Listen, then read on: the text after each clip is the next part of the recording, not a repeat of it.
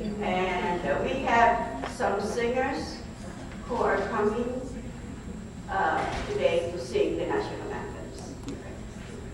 Can you see by the dawn's early light what so proudly we hailed at the twilight's last gleaming, whose broad stripes and bright stars through the perilous fight o'er the ramparts we watched were so gallantly streaming, and the rocket's red glare, the bombs bursting in air, gave proof through the night that our flag was still there.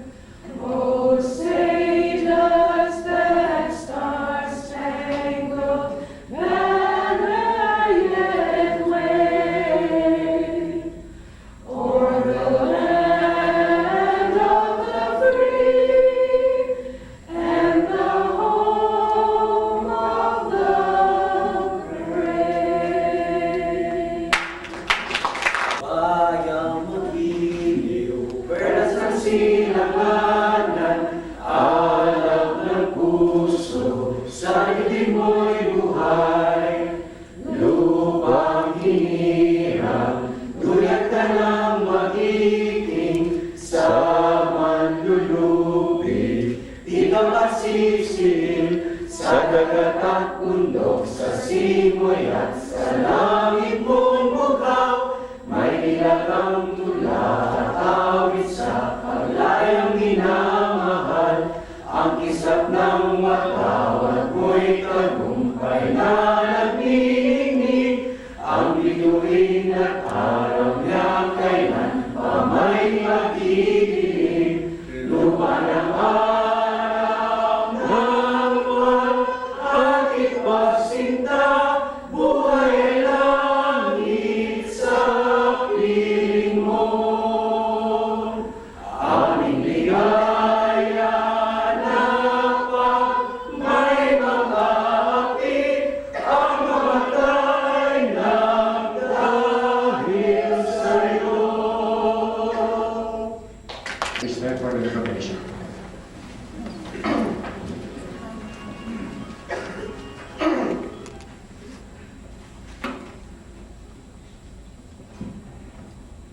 Most loving and merciful God, from whom all good things come, look down with favor upon this remarkable gathering of teachers, scholars, school administrators, government officials, community leaders, parents, and students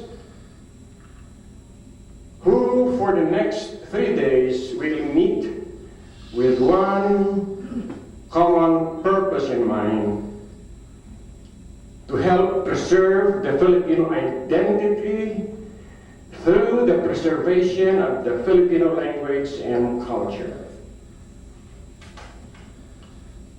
We thank you, Lord, for the gift of life.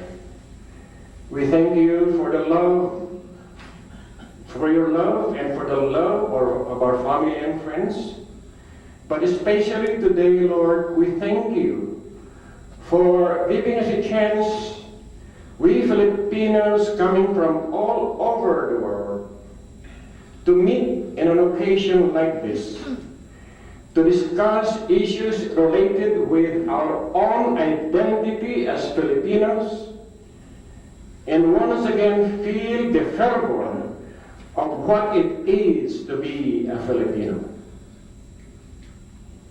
Nananalangin kami, Panginoon, na sana maging maayos at matagumpay ang kumperensya ito at makatulong upang mapanatili at lalong mapagtibay ang wika at kulturang Pilipino, hindi lang sa Pilipinas, kundi sa napakaraming lugar sa mundo kung saan matatagpuan ang mga Pilipino. Amin ding ipinapanalangin ang aming bansang Amerika, bansang Pilipinas. Bigyan mo po ang aming mga kababayan ng karagdagang tibay ng loob, lalong-lalo na ang naghihirap na Pilipino at lalong-lalo na pati ang mga nasalanta ng baha. Amin din panalangin na ang darating na eleksyon sa Pilipinas ay maging maayos at mapayapa at tuloy magkaroon ng mga mamumuno na tapat sa kanilang tungkulin. Ang komperensyang ito sana ay maging bahagi ng isang magandang alaala para sa aming lahat. Lahat nito ay buong baba naming hinihingi sa katamis-tamisang ngalan ng aming Panginoon at tagapagligtas na si Jesus. Amen.